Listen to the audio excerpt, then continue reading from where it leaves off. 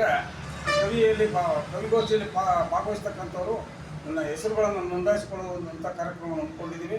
ಈ ಒಂದು ಕಾರ್ಯಕ್ರಮದಲ್ಲಿ ನಮ್ಮ ಯೂನಿಸೆಫ್ ರಾಷ್ಟ್ರದ ಅಧ್ಯಕ್ಷರಾದ ಸಮಾಜ ಸೇವಕರು ಆದಂಥ ಸನ್ಮಾನ್ಸಿ ಪ್ರಕಾಶ್ ಅವರು ಇದ್ದಾರೆ, ಮತ್ತು ನಮ್ಮ ಖಜಾಂಚಿಯವರಾದ ಮಾದೇಗೌಡರು ಇದ್ದಾರೆ, ದಲಿತ ಸಾಹಿತ್ಯ ಪರಿಷತ್ತಿನ ಚುಂಚಣ್ಣ ಇದ್ದಾರೆ, ಮತ್ತು ನಮ್ಮ ಸುರೇಶ್, ಇನ್ನೂ ಅನೇಕ ನಮ್ಮ ಬಂಧುಗಳಲ್ಲಿ ಭಾಗವಹಿಸಿದ್ದಾರೆ. ಇದೇ ರೀತಿ ಎಲ್ಲರೂ ಬಂದು ಭಾಗವಹಿಸಿ ಹಾಗೂ ದಲಿತ ಸಾಹಿತ್ಯ ಪರಿಷತ್ ಯೂನಿವರ್ಸಲ್ ಸೇವಾ ಟ್ರಸ್ಟ್ನ ಸಹಯೋಗದಲ್ಲಿ 70ನೇ ಕನ್ನಡ ರಾಜ್ಯೋತ್ಸವದ ಪ್ರಯುಕ್ತ ಡಿಸೆಂಬರ್ 21ನೇ ತಾರೀಕು ಭಾನುವಾರ 10:30ಗೆ ಸರಿಯಾಗಿ ಈ ಒಂದು ಕವಿಗೋಷ್ಠಿ ಮತ್ತು ಕನ್ನಡ ರಾಜ್ಯೋತ್ಸವದ ಪ್ರಶಸ್ತಿಗಳನ್ನು ಕೊಟ್ಟು ನಾವು ಸನ್ಮಾನವನ್ನು ಮಾಡ್ತಾಯಿದ್ದೀವಿ. ಈ ಒಂದು ಸುಸಂದರ್ಭದಲ್ಲಿ ವೃಕ್ಷಮಾತೆ ಸಾಲುಮರದ ತಿಮ್ಮಕ್ಕ ಪ್ರಶಸ್ತಿಯನ್ನು ಮಳವಳ್ಳಿಯ ಸಾಲುಮರದ ನಾಗರಾಜರವ್ರಿಗೆ ಕೊಡ್ತಾಯಿದ್ದೀವಿ. ಹಾಗಾಗಿ ಏನಿವತ್ತು 70 ಜನರ ಕವಿಗೋಷ್ಠಿ ನಡೀತಾ ಇದೆ ಡಿಸೆಂಬರ್ 21ನೇ ತಾರೀಕು.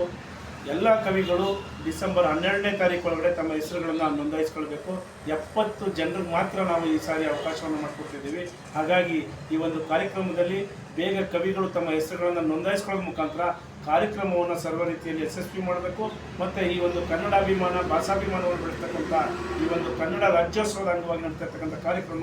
ಕವಿಗಳೇ, ತಾಲೂಕು ಕನ್ನಡ ಸಾಹಿತ್ಯ ಪರಿಷತ್ ಹಾಗೂ ದಲಿತ ಸಾಹಿತ್ಯ ಪರಿಷತ್ ಯೂನಿವರ್ಸಲ್ ಸೇವಾ ಟ್ರಸ್ಟ್ ವತಿಯಿಂದ ರಾಜ್ಯ ಮಟ್ಟದ ಕಾವ್ಯ ಸಂಗಮ ಕನ್ನಡ ರಾಜ್ಯೋತ್ಸವ ಕವಿಗೋಷ್ಠಿಯನ್ನು ನಾವು ಈ ದಿನಾಂಕ 21/12/2025 ಭಾನುವಾರ ನಾವು ಹಮ್ಮಿಕೊಂಡಿದ್ದೇವೆ ಮಳವಳ್ಳಿ ತಾಲೂಕಿನಲ್ಲಿ. ಇದು ನಮ್ಮದು 3ನೇ ಕವಿಗೋಷ್ಠಿ ಕಾರ್ಯಕ್ರಮ. ಈ ಒಂದು ಕಾರ್ಯಕ್ರಮಕ್ಕೆ ಕವಿಗಳು ತಮ್ಮ ಸ್ವರಚಿತ ಕವನ 20 ಸಾಲುಗಳುಳ್ಳ ಕವನವನ್ನು ವಾಚಿಸಬೇಕು. ನಾವು ಈ ಒಂದು ಕವಿಗೋಷ್ಠಿಯ ಪ್ರಧಾನ ಸಂಚಾಲಕರಾಗಿ ಚುಂಚಣ್ಣ ಹಾಗೂ ಸಹ ಸಂಚಾಲಕರಾಗಿ JK ಬಸವರಾಜು ಜೈಪುರ, ಶ್ರೀಮತಿ ಚೈತನ್ಯ CJ ಶಿಕ್ಷಕರು, ಅವರಲ್ಲಿ ನೀವು ತಮ್ಮ ಹೆಸರನ್ನು ನೋಂದಾಯಿಸಿಕೊಳ್ಳುವುದರ ಮೂಲಕ ಕವಿಗೋಷ್ಠಿಗೆ ಹೆಚ್ಚಿನ ಸಂಖ್ಯೆಯಲ್ಲಿ ಭಾಗವಹಿಸಿ ಈ ಒಂದು ಕವಿಗೋಷ್ಠಿಯನ್ನು ಯಶಸ್ವಿಗೊಳಿಸಬೇಕಂತ ಎಲ್ಲ ನನ್ನ ಕವಿ ಮನಸ್ಸುಗಳಲ್ಲಿ ಪ್ರಾರ್ಥನೆ ಮಾಡ್ತಿದ್ದೇನೆ.